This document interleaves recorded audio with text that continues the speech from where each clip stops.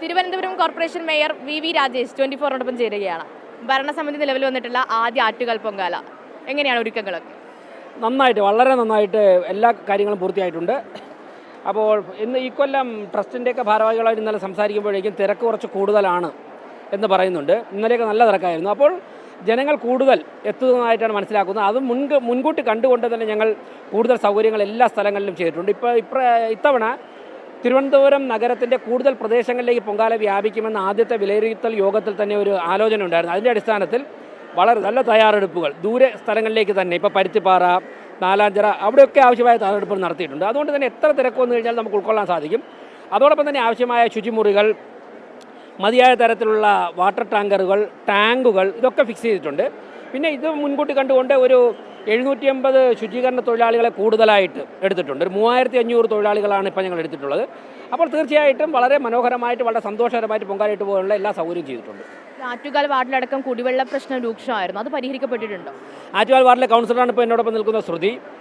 ഇപ്പോൾ ആറ്റുകാൽ വാർഡിൽ കുറച്ച് കുടിവെള്ള പ്രശ്നം ചില സ്ഥലങ്ങളിലുണ്ട്. പക്ഷേ ഞങ്ങൾ കഴിഞ്ഞ ദിവസം കോർപ്പറേഷൻ്റെ നേതൃത്വത്തിൽ 60 ടാങ്കറുകൾ വിതരണം ചെയ്തിട്ടുണ്ട്.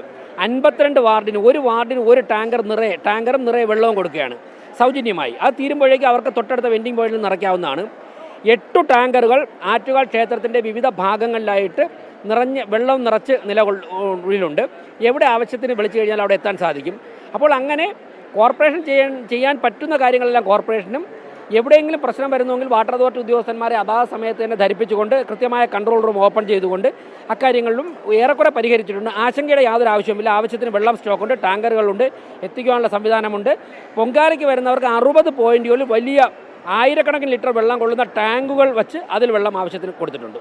അതുപോലെ വിവിധ പ്രദേശങ്ങളിൽ നിന്ന് എത്തുന്നവർക്ക് കോർപ്പറേഷൻ്റെ ഭാഗത്ത് നൽകാനുള്ള അവസാനഘട്ട നിർദ്ദേശം എന്താണ്? അവസാനഘട്ട നിർദ്ദേശം എല്ലാവരും അവരവരുടെ സുരക്ഷിതത്വം പാലിക്കണം. തീ കൈകാര്യം ചെയ്യുമ്പോൾ വളരെ സൂക്ഷിക്കണം. അതുപോലെ തന്നെ ഗ്രീൻ പ്രോട്ടോക്കോൾ, നമ്മുടെ പ്രദേശം, നമ്മുടെ പ്രപഞ്ചം നിലനിൽക്കണമെങ്കിൽ ഗ്രീൻ പ്രോട്ടോക്കോൾ പാലിക്കണം. പോലീസ്, ഫയർഫോഴ്സ്, കോർപ്പറേഷൻ ഉദ്യോഗസ്ഥർ, ട്രസ്റ്റ് ഭാരവാഹികൾ, അതോടൊപ്പം തന്നെ മറ്റുള്ള കൺട്രോൾ റൂമുകൾ, ഇവിടെ നിന്നൊക്കെ തരുന്ന നിർദ്ദേശം നമ്മൾ അക്ഷരം പ്രതി നമ്മൾ അനുസരിക്കണം. മാധ്യമങ്ങൾ ഇക്കാര്യങ്ങളൊക്കെ തന്നെ ജനങ്ങളിൽ എത്തിക്കണം. ആരും തിരക്ക് കൂട്ടേണ്ട, എല്ലാവർക്കും തൊഴാനുള്ള സൗകര്യമുണ്ട്. ബാക്കി എല്ലാ കാര്യങ്ങളും ഇപ്പോൾ KSRTC എല്ലാവരും മെച്ചപ്പെട്ട സേവനമാണ് നൽകുന്നത്. കൃത്യമായിട്ടുള്ള ഉത്തരവാദിത്തപ്പെട്ട ഘടകങ്ങൾ പറയുന്ന നിർദ്ദേശം, പ്രത്യേകിച്ചും പോലീസും ഫയർഫോഴ്സും ഒക്കെ പറയുന്ന നിർദ്ദേശം പാലിക്കണം. ഭക്ഷണം വിതരണം ചെയ്യുന്നവർ വളരെ ശ്രദ്ധിക്കണം. കുടിവെള്ളം വിതരണം ചെയ്യുന്നവർ വളരെ ശ്രദ്ധിക്കണം. അത് എല്ലാ സുരക്ഷാ മാനദണ്ഡങ്ങളും പാലിച്ചുകൊണ്ട് മാത്രമേ ചെയ്യാവുകയുള്ളൂ. അങ്ങനെയാണെന്നുണ്ടെങ്കിൽ നമുക്ക് വളരെ സന്തോഷകരമായ ഒരു പൊങ്കാല, എല്ലാ പൊങ്കാല ആശംസകളും നേരുന്നു. പൊങ്കാല ആശംസ കൂടിയാണ്.